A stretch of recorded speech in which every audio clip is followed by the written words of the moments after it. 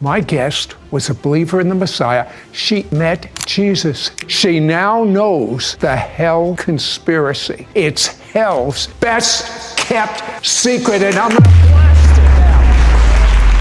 ይቺ ሴት በሲኦል ውስጥ ብዙ ክርስቲያኖች እንዳሉ ትነግረናለች። በእርግጥ የምትናገረው ነገር ያሳምናል። እነዚህ ክርስቲያኖች ምን አይነት ኃጢያትን ቢሰሩ ነው ወደዚህ ስፍራ የኖሩት? ደግሞም ስለ ሲኦል በጥቂቱ ልታብራራልን ሞክራለች። ይህ ስፍራ ለማሰብ እንኳን እጅግ በጣም የሚከብድ ስፍራ ነው። እስቲ እንጠይቃችሁ፣ ክርስቲያኖች በእውነት ሲኦል ሊገቡ ይችላሉን? መልሳችሁ አዎ ከሆነ ምን አይነት ኃጢያትን ቢሰሩ ሰዎች ወደዚህ ለአጋንንትና ለጭፍራው ለተዘጋጀለት ስፍራ ሊገቡ ይችላሉ? ይቺ ሴት በደንብ ታብራራዋለች። ምናልባት እኛም ሳናቀው እየሰራነው ያለነው ኃጢያት ካለ የምስክርነት እጅግ በጣም ይጠቅመናል። ተከታተሉ።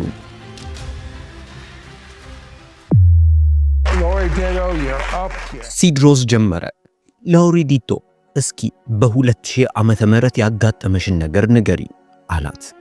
ላውሪን ቀጠለች። በጊዜው እጅግ በጣም ከባድ የሚባል ድብርት ውስጥ ነበርኩኝ። እውነቱን ለመናገር በተለያዩ ጊዜያቶች ውስጥ ራሴን ለማጥፋት አስቤ ነበር። እጅግ በጣም ጉዳት ውስጥ ነበርኩኝ። ህይወቴን እጠላዋለሁ። ይሁን እንጂ ምን ማድረግ እንዳለብኝ እንኳን አላውቅም ነበር። ከዚህ በኋላ ነው ነገሮች ሁሉ ታቀደውበት የሚመስል ነገር የተፈጠረው። ምክንያቱም በፖስታ በኩል አንድ ደብዳቤ ወደኔ መጣ። ይህ ደብዳቤ ወደ አንድ ኮንፈረንስ እንድሄድ ግብዣ እያቀረበልኝ ነበር። ለምን እንደሆነ አላውቅም፣ ነገር ግን ወደዚህ ኮንፈረንስ እንድሄድ የሆነ ነገር ይስበኝ ነበር። ይመስለኛል አንድ ሰው በፖስታው ውስጥ የማያውቀውን አድራሻ ጽፎ ይህ አድራሻ የደረሰው ሰው እንዲመጣ አጥብቆ ይጸልይ ነበር። ምክንያቱም ያ ፖስታ እጄ ላይ ከገባበት ደቂቃ ጀምሮ ወደዛ የመሄድ ሐሳብ ብቻ ነበር በጭንቅላቴ ውስጥ የነበረው። የሚገርማችሁ ነገር ግን ይህ ፖስታ ህይወቴን የመለወጥ አቅም ነበረው። ታዲያ እኔም የባለቤቴን ፈቃድ ጠየቅኩኝና ወደዚያ ስፍራ አመራው። በእርግጥ ወደ ስፍራው ሲሄድ እንኳን ምን መጠበቅ እንዳለብኝ አላወቅኩም ነበር። ብቻ በቦታው ላይ ስመለከት ሰዎች በተለያየ መንገድ አምላካቸውን ሲያከብሩትና ሲያመልኩ አየው። ታዲያ በዛ ሁሉ የድምጽ መዓት ውስጥ አንድ ድምጽ ወደኔ በጸጥታ መጣ። እንዲህም አለኝ፣ ምን እንዳደርግልሽ ትወጃለሽ? እኔም ነገሩ ግራ እየገባኝ፣ ነገር ግን ድምጽ ስለሰማው ምናልባት ለዛ ድምጽ ምላሽ ብሰጥ ሊሰራ ይችላል ብዬ አሰብኩኝ። ታዲያ እንደ ቀልድ አድርጌ በመጀመሪያ በልሳን ማውራት እውነት ነው አይደለም ብዬ እየተጠራጠርኩኝ ጠየቅኩ። የሚገርመው ነገር ወዲያውኑ አንድ ስሜት ውስጤን ይሰማኝ ጀመር። ከዚህም በኋላ በማላቀው ቋንቋ ከዚህ በፊት አውርቼው በማላቀው መናገር ጀመርኩ። በልሳን መጸለይ ጀመርኩ። በህይወት ዘመኔ ከዚህች ቀን በፊት በፍጹም በልሳን ጸልዬ አላውቅም። እንዲሁም ሰዎች በልሳን ሲጸልዩ ስመለከት እነዚህ ሰዎች እውነት ነው ውሸት ነው የሚል ሐሳብ ውስጥ ይገባብኝ ነበር። ደግሞም የሚገርመው ነገር ማንም ሰው ሳይጸልይልኝ ነበር በልሳን እናገር የነበረው። እኔ የጠየቅኩት አንድ ቀላል የሚመስል ጥያቄ ነበር። እግዚአብሔር ሆይ ልሳን የእውነት ያለ ነገር ነው ወይስ የውሸት ሰዎች የፈጠሩት ነገር ነው ብዬ ብቻ ነበር። ከዚህ በኋላ በጭንቅላቴ ውስጥ 3 እግዚአብሔርን የምጠይቀውን ነገር ማሰብ ጀመርኩ። 3 ነገሮችም አዘጋጀው። ይህ እድል እንደማንኛውም ሰው እንዲያመልጠኝ አልፈለኩም ነበር። ነገር ግን በሚያስቅ ሁኔታ 3ቱም የጠየቅኩት ነገሮች ምንም ጥቅም የሌላቸውና ጊዜያዊ ነገሮች ነበሩ። የመጀመሪያው በውሃ ዳርቻ ላይ ቤት እንዲኖረኝ፣ ሁለተኛው አንድ ትልቅ ውድ መኪና እንዲኖረኝና ሶስተኛው ዓለማችን ላይ ሰላም እንዲሰፍን ነበር። ታዲያ እነዚህ ጥያቄዎችን በጥልቅ እያሰላሰልኩበት በነበረበት ሰዓት በድንገት ራሴን በሌላ ስፍራ ላይ አገኘሁት። ይህን ስላችሁ እጅግ በጣም የሚያስደንቅ ስፍራ ላይ ነው። እንዴት፣ ለምን፣ በምን ብትሉኝ የማቀው ነገር የለም። ነገር ግን ከዛች ቅጽበት በኋላ ራሴን ሌላ ቦታ ነበር ያገኘሁት። ዲያውኑ ከፊት ለፊቴ ያለው አካል ጌታችን መድኃኒታችን ኢየሱስ ክርስቶስ እንደሆነ በውስጤ አወቅኩት። ከላይ እስከ ታች ድረስ በብርሃን የተሞላ ነበር። ብርሃኑ ለማየት እንኳን እጅግ በጣም ጠንካራ ነበር። እንዲሁም እሱን ማየት ፀሐይን ከማየት የበለጠ ይከብድ ነበር። ከዚህ በኋላ ራሱ ኢየሱስ ክርስቶስ አንድ ጥያቄን አቀረበልኝ። እባክሽን ህመምሽን ለኔ ስጪኝ አለኝ። እኔ ግን እምቢ አልኩት። ብዙ ሰዎች ይህንን ነገር ስነግራቸው እንዴት ለኢየሱስ እምቢ ያለሽ? ለኢየሱስ እኮ እምቢ ማለት አይቻልም ይሉኛል። ነገር ግን ምናልባት አስተውለን አይኖቻችን ቢከፈቱ ምን ያህል ጊዜ ኢየሱስን በምድር ላይ እያለን አጠገባችን ሆኖ እምቢ እንዳልነው ባየን ነበር። እሱ ግን ልነግራችሁ ከምችለው በላይ ትዕግስተኛ ነው። በዚህ መሃል አንድ ሙሽራ ከኢየሱስ አጠገብ ተመለከትኩኝ። ይቺ ሙሽራ እጅግ በጣም የተዋበች ነበረች። ኢየሱስ ክርስቶስ እቺን ሙሽራ እጅግ በጣም በፍቅር አይኖች ይመለከታት ነበር። የኢየሱስ አይኖች እጅግ በጣም ያማምራሉ። በውስጣቸው እሳት ያለ ያክል ይመስላል። ከዚህ በኋላ አንድ ጥቁር ጨለማ የሚመስል ነገር የቀሚሷን ጫፎች ተጠቅሞ ወደ ላይ ሲወጣ አየው። በዚህ ሰዓትም የኢየሱስ ክርስቶስ አይኖች በቁጣ የእሳት ነበልባል ሲያወጡ አየው። ይህን እየተመለከትኩ ኢየሱስ ሙሽሯን እንደወደዳት የሆነ አካል እኔን ቢወደኝ ሕይወቴ ሙሉ በሙሉ እንደሚቀየር እያመንኩ ነበር። ከዚህ በኋላ የዚችን ውብ ሙሽራ ተረከዝ ስመለከት የኔው ተረከዝ ነበረ። ተረከዞቼ ላይ ምልክት ስላለ የኔ መሆኑን ለማወቅ አልተቸገርኩም። ኢየሱስ ክርስቶስ ለሷ በሚሰጠው ጊዜ ቀንቼ ነበር። ለካስ ጊዜ ይሰጠው የነበረው ለኔ ለራሴው ነበር። አንድ ቀላልና ለኔው ጥቅም ስል የምሰጠው አንድ ሸክም ነበረኝ። እኔ ግን ይህን ሸክም አውጥቶ ለመጣል ከብዶኝ ነበር። ነገር ግን ኢየሱስን ስታዩት በፍቅር ትቀልጣላችሁ። ከዛ በላይ ኢየሱስ ክርስቶስ እንደሚታመን አውቅ ነበር። ህመሜን ቢወስድ መቼም ከዛ በኋላ እንደማልጎዳ ይገባኛል። ታዲያ ትንሽ ከቆየው በኋላ ህመሞቼን በሙሉ ልሰጠው ተስማማው። አንድ ነገርም አልኩት፣ ኢየሱስ ሆይ ምን እንዳረግልህ ትፈልጋለህ አልኩት። እሱም እንዲህ አለኝ፣ ሂጂና ለዓለም ሁሉ ስለኔ ንገሪያቸው አለኝ። ከዚህ በኋላ ከነበርኩበት ራእይ ተመልሼ መጣው። በቤተ ክርስቲያን ውስጥ ቁጭ እንዳልኩኝ ነበር። ነገር ግን አንድ ነገር ከህይወቴ እንደተነሳና እንደተቀየረ አውቄያለሁ። ከዛ ቀን ጀምሮ በላይ ላይ የነበረው ቀንበር ሙሉ በሙሉ ከላይ ላይ ተነሳ። የሚገርመው ነገር በቀን ውስጥ ከ2 ፓኮ በላይ ሲጋራና አጨስ ነበር። ከዛ ቀን በኋላ ግን ሙሉ በሙሉ አቆምኩት። ይኸው እስከ ዛሬ ድረስ እየተነቃቀው በእግዚአብሔር መንግስት ውስጥ አገለግላለሁ። ከዚህ በኋላ በእግዚአብሔር ቤት እየጠነከርኩኝ መጣው። ይህ ግብዣ ደርሶኝ ህይወቴ በተቀየረበትም ኮንፈረንስ ላይ ጠንክሬ በየጊዜው ይሄድ ነበር። ከዛም አልፎ በወንጌል ስርጭት ቡድን ውስጥ አገለግላለሁ። ታዲያ አንድ ቀን እንዲሆነ በነበረን ስብሰባ ላይ እየጸለይንበት ባለበት ሰዓት ከኋላ ቆሜ እየጸለይኩ ነበር። ታዲያ እየጸለይኩ እያለ አንድ በር ከፊት ለፊቴ ብርግድ ብሎ ሲከፈት ተሰማኝ። ከዚህ በር ውስጥ የሚወጣው ሙቀት ይህ ነው ብዬ የማስረዳችሁ አይነት ሙቀት አይደለም። እጅግ በጣም የሚያቃጥል ወላፈን ያለው ሙቀት ነበር። ከፊት ለፊቴ ሲኦል እንዳለ አየው። ከዛ ከተከፈተው ስፍራ ውስጥ አንድ እጅ ወጣና እኔን ይዞኝ ወደዛ ጎተተኝና አስገባኝ። ወደዚህ ስፍራ አመጣኝና በሮቹ ሲዘጉ ተሰማኝ። የት እንደነበርኩኝ 100% እርግጠኛ ነበር። ይህ ስፍራ ሲኦል ነው። አንድ ነገር ወዲያውኑ ገባኝ። በዚህ አስጨናቂ ስፍራ ውስጥ ያለሁት ይቅር ባለማለቴ ምክንያት እንደሆነ አወቅኩ። እውነቱን ነው የምነግራችሁ። በዛ ስፍራ ውስጥ ልታስቡት ከምትችሉት በላይ የቁጭት ስሜት አለ። ከዛ ስፍራ ምንም አይነት የመውጫ መንገድ የለም። አንዴ በዛ ስፍራ የገባ ሰው በምንም ተአምር ሊወጣ አይችልም። ይህ የመጨረሻው ውሳኔ ነው። ስለ ሲኦል በነገራችሁ እጅግ በጣም ደስ ባለኝ ነበር። ነገር ግን ምን አይነት ቃል መጠቀም እንዳለብኝ አላውቅም። ይህ ቦታ ልገልጽላችሁ ከሚችለው በላይ አስጨናቂ የሆነ ስፍራ ነው። በዛ ስፍራ ልነግራችሁ ከምችለው በላይ የሚያቃጥል እሳት አለ። ይህ እሳት ከስጋችሁ ላይ ቆዳችሁን እየላጠው ይወጣል። ማለትም ይህ እሳት ቆዳችሁን ማቃጠል ሳይሆን ስጋችሁንም ቆዳችሁንም ይበላዋል።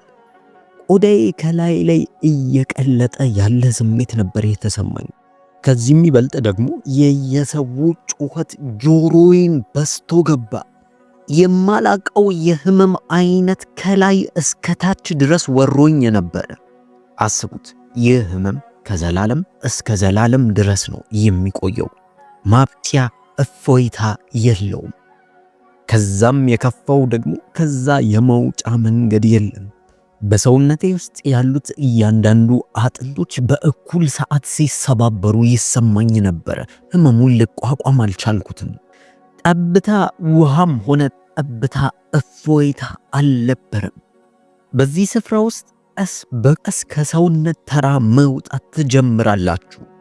አያችሁ፣ እናንተ የተሰራችሁት በእግዚአብሔር አምሳል ነው። ነገር ግን በዛ የጨለማ ስፍራ ውስጥ ስትሆኑ እግዚአብሔር አምላክ ስለሌለ የሰውነት ቅርጻችሁ እየወጣ ይመጣል። እጅግ በጣም ያስፈራል። አዎ፣ ልነግራችሁ ከምችለው በላይ ያስፈራል። ይህን ሳወራችሁ እምባ ይለኛል። ወደዛ ስፍራ ተመልሼ መሄድ አልፈልግም። አስቡት፣ ሕይወታችሁን ያለ እግዚአብሔር ስትኖሩ የምትወዱትን ሰው ማየትም ሆነ መዳበስ የማትችሉበት ቦታ። በዚህ ቦታ በምድር ላይ ያላችሁ ያጠፋችሁትን ነገር ተመልሳችሁ ሄዳችሁ ማስተካከል እንኳን አትችሉ። ሁለተኛ እድል የለም። ደግሞ ከምንም በላይ የሚከብደው ህመሙ እየባሰና እየባሰ ብቻ ነበር የሚመጣው። የማያልቅ ስቃይ። የሚገርማችሁ ነገር ሲኦል ውስጥ በነበርኩበት ሰዓት አንድም በምድር ላይ ያለኝ ትውስታ አልተወሰደብኝም ነበር። በምድር ላይ የነበረኝ ዕውቀት ሲኦልም ነበር። ሁሉንም ነገር አስታውሳለሁ። ሁሉንም ድሮ የማውቃቸውን ነገሮች በሙሉ አውቃለሁ። ለምሳሌ የመጽሐፍ ቅዱስ ዕውቀት እንደነበረ ነበር። በምድር ላይ ያለው መጽሐፍ ቅዱሴን አነብ ነበር። በዛ ስፍራ ሆኜ እያንዳንዱ የማውቃትን ጥቅስ ቃል በቃል እለው ነበር። ቦታው እጅግ በጣም ያስጠላል። ለሰው ልጅ የተፈጠረ አይደለም። ልክ እንደኔ ብዙ ሰዎች በዛ ስፍራ ነበሩ። አንድ ነገር ግን አስገረመኝ። እነዚህ ሰዎች ውስጥ አብዛኞቹ በኢየሱስ ክርስቶስ ያምናሉ። ኢየሱስ ክርስቶስ ጌታ እንደሆነም ያውቃሉ። ነገር ግን ሊታዘዙት ፈቃደኞች አልነበሩም። ጌታን እንደሚወዱት ይነግሩታል። ነገር ግን መጽሐፍ ቅዱስ የሚለው የምትወዱኝ ከሆነ ትእዛዜን አክብሩ ይላል። እነሱ ግን ትእዛዙን ትተውታል። አንድ ነገር አስገረመኝ። በምድር ላይ እያለው ኢየሱስ ክርስቶስ ለሰሯቸው ከባድና ሰው እንኳን ይቅር ለማይችሉኝ ኃጢአቶች ምንም ሳያመነታ ይቅር ብሎኛል። ድጋሚም እንኳን ያንን ኃጢአት አላነሳብኝም ነበር። ይቅር ለማለት ኢየሱስ ክርስቶስ ሁል ጊዜም ዝግጁ ነው። እኔ ግን ይህም በምላሹ በምድር ላይ እያለው ትናንሾቿን ስህተት እንኳን አላልፍም ነበር። ሰዎችን ይቅር ማለት እጅግ በጣም ይከብደኝ ነበር። በእርግጥ በሕይወቴ ላይ እነዚህ አይነት ስህተቶች ሰዎች የሚያደርጉብኝ ነገሮች እንደሰበሩኝ ያክል ይሰማኝ ነበር። ነገር ግን ያ ይቅር ላለ ማለት በቂ አይደለም። ከዚህ በኋላ ብዙም ሳንቆይ ደጆች በድጋሚ ተከፈቱ። ከዛ በኋላ ሌላ እጅ አምጥቶ ወሰደኝና ከዚህ ስፍራ አስወጣኝ። እየጸለይኩ በነበርኩበት ስፍራ ወድቄ እየተንቀጠቀጥኩኝ ነበር። ላንቃዬ እስኪበጠስ ድረስ እየጮኩኝ ነበር። በኔ ጩኸት ምክንያት ስፍራው እጅግ በጣም ተበጥብጦ ነበር። ታዲያ ስብሰባውን እየጠራው ሰው ወደ ኋላ እኔ ወደ ነበርኩበት ስፍራ መጣ። እየነቀነቀኝ ተረጋጊ፣ ምን ሆነሻል? ምንድነው የሆንሽው? እያለ ደጋግሞ ይጠይቀኝ ነበር። እኔ ግን ጩኸቴን አላቆምኩም። ከዚህ በኋላ ቀስ ብዬ ሲኦል ነበርኩ አልኩኝ። በዛሽ ቅጽበት ሁሉም ነገር ተቀየረ። ሲኦል እጅግ በጣም ከባድና አሰቃቂ አስቀያሚ ስፍራ ነው። በእውነት ይህ ስፍራ ለሰው ልጆች አልተዘጋጀም። እጅግ በጣም ከባድ ቦታ ነው። በዚህ ሰዓት ሲድሮስ በመሃል ገባና እንዲህ አለ። ያው እንግዲህ እንደምትመለከቱት ላውራ ይህን ምስክርነት ስትናገር በእንባ ታጅባ ነው። አውቃለሁ ሲኦል እጅግ በጣም ከባድና የሚያስፈራ ቦታ ነው።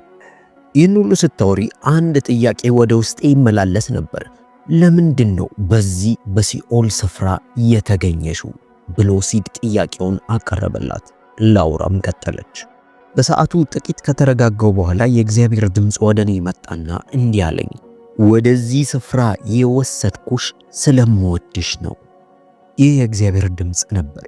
ደግሞ እርግጠኛ ነኝ ምናልባትም እግዚአብሔር ይህንን ስፍራ ባያሳየኝ ኖሮ በእርግጠኝነት አሁን የምንደረደረውና የሚሄደው ወደ ሲኦል ነበር።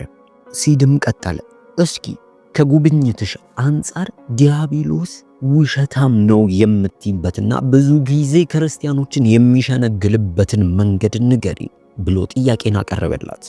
ይመስለኛል አንዴ ከዳንኩ መዳኔ አይወሰድብኝም የሚሉ ክርስቲያኖች እጅግ በጣም የተሸወዱ ክርስቲያኖች ናቸው። ይህ ዲያብሎስ እንድናስበው የሚፈልገው ትልቁ ሽንገላና ውሸት ነው። ለምሳሌ አንዳንድ ሰዎች ዛሬ ሕይወቴን አሳልፌ ለኢየሱስ ክርስቶስ እሰጠዋለሁ፣ ወዲያውኑ ኃጢአቴን በሙሉ ያጥብልኛል፣ ከዛ በኋላ አንዴ የኢየሱስ ስለሆንኩኝ የምኖረው አኗኗር ምንም ችግር የለው። ሰዎች አሁን ላይ በእንደዚህ አይነት የዲያብሎስ ሽንገላ ይመላለሳሉ።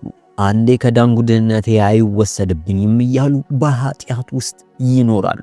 ከዛ በኋላ ኢየሱስ ክርስቶስ መልሶ እንዲያድናቸው ይጠብቃሉ። ነገር ግን እየኖሩ ያሉት በኃጢአት ሕይወት ውስጥ ነው። መጽሐፍ ቅዱሳችን ብርሃንና ጨለማ ምንም አይነት ህብረት እንደሌለው ይነግረናል። ስለዚህ እነዚህ ሰዎች መጀመሪያውኑ ኢየሱስን ፈልገው አይደለም ወደ ሕይወታቸው ያስገቡት። ሲድም ቀጠለ፣ እስኪ ከዚህ በፊት ስታወሪ ሰምቼሻለሁ። አንድ ደንበኛ የሆነና የታወቀ የክርስቲያኖች ኃጢአት አለ። እኔም ብዙ ጊዜ ተሳትፌበት አውቃለሁ፣ ነገር ግን ንስሐ ገብቻለሁ። ሐሜት ይባላል። እስኪ ስለዚህ ነገር ንገሪኝ አላት። ላውራ ቀጠለች፣ አዎ ሐሜት ኢየሱስን እጅግ በጣም የሚያሳዝነው የኃጢአት አይነት ነው። ኢየሱስን ካሳዘነው እኛንም ሊያሳዝነን ይገባል። አያችሁ፣ አንድ ማወቅ ያለብን ነገር በሐሜት ውስጥ የሰዎችን ስብዕና እንገለዋለን። ሐሜት እጅግ በጣም አደገኛ ነገር ነው። ምክንያቱም ከኛ አንደበት የሚወጣ መጥፎና ቆሻሻ ነገር ነው። አንዱና ትልቁ የሰራውት የኃጢአት አይነት ይሄ ነበር። አንድ ነገር ልታውቁ ይገባል። የኃጢአት ትንሽና ትልቅ የለውም። ትናንሽም ሆነ ትልቅ የምንላቸውን ኃጢአቶች በሕይወታችን እየተለማመድን ከሆነ አሁኑ ልናስወግደው ይገባል። በእርግጥ ማንም ፍጹም የለም። ነገር ግን የኢየሱስ ክርስቶስ ጸጋ እንዲረዳን ልንጸልይ ይገባል። ምንጊዜም እርዳታ ከላይ የምንጠይቅ ከሆነ እሱ ራሱ ይረዳናል። ሊረዳን ዝግጁ ነው። ዕለት ዕለት መዳናችንን እንፈጽም፣ ንስሐ እንግባ። እንዲህ በማድረግ ድካማችንን ለጌታ ለኢየሱስ ክርስቶስ ተናግረን ከኃጢአት ቀንበር ነፃ እንሁን፣ እንላቀቅ። የመጀመሪያ ኃጢአተኛ እንደሆንን እንመን። ኃጢአት እንደሰራንም እንወቅ። ለዛ ነገር ዕውቅና እንስጠው። መካድ አያስፈልግም። ከዛ በኋላ የእግዚአብሔር አይነት ሐሳብና አስተሳሰብ ይኑረን። ለምሳሌ ኃጢአቱን ካደረግነው በኋላ ካዘንን ቀጣይ ላለማድረጋችን ምንም አይነት ዋስትና የለንም። ነገር ግን በእግዚአብሔር ሐሳብና በእግዚአብሔር አስተሳሰብ ውስጥ ካለን ያ ነገር እንደሚጎዳን ይሰማናል። ከዛ በኋላ ኃጢአታችንን እንናዘዛለን። ከዛም ያንን ነገር ላለማድረግ ከእግዚአብሔር ጋር ቃል ኪዳንን እንገባለን። ይህንን ነገር በመለማመድ ከኃጢአት መራቅ እንችላለን። ዛሬ ከኔ ጋር ንስሐ እንድትገቡ እረዳችኋለሁ። የእውነት ልባችሁን ክፍት አድርጋችሁ አብራችሁኝ እንድትጸልዩ እጋብዛችኋለሁ። ልባችሁን የእውነት ከፍታችሁ ይህን ጸሎት ከኔ ጋር አብራችሁ ትጸልያላችሁ። እግዚአብሔር አባቴ ሆይ እወድሃለሁ። መንፈስ ቅዱስ ሆይ አመሰግንሃለሁ። ኢየሱስ ክርስቶስ ሆይ የኃጢአቴን ዕዳ ስለሰረስክልኝ አመሰግንሃለሁ። እግዚአብሔር ሆይ እንለምንሃለን፣ ለቅድስና የሚሆን ረሃብን በውስጣችን አስቀምጥልን። እግዚአብሔር ሆይ ዛሬ ነፃ መውጣት ካለብን የተለማመድናቸው ኃጢአቶች እባክህ ነፃ አውጣን። እግዚአብሔር ሆይ እንጸልያለን ከዲያብሎስ ሽንገላና ማታለል እንድንርቅ እግዚአብሔር ሆይ ነገሮችን የምናውቅበት የምናገናዝብበትን ጸጋ ጨምርልን። የበለጠ አንተን ማወቅ እንዲሆንልን እንለምንሃለን። እባክህ ጌታ ሆይ ቅድስናን ጨምርልን። ሙሉ በሙሉ ላንተ መሰጠት እንድንችል አንተ አግዘን። ካንተ ልንደብቀው የምንሞክረው የሚደበቅ ነገር አይኑረን። በጨለማችን ውስጥ ብርሃን ሁንልን። ስለምትቀይረን እናመሰግንሃለን። በጌታ በኢየሱስ አሜን። ይህ ምስክርነት ከጠቀማችሁ ለምትወዱት ሰው አጋሩት። ስላዳመጣችሁ እናመሰግናለን። ተባረኩ።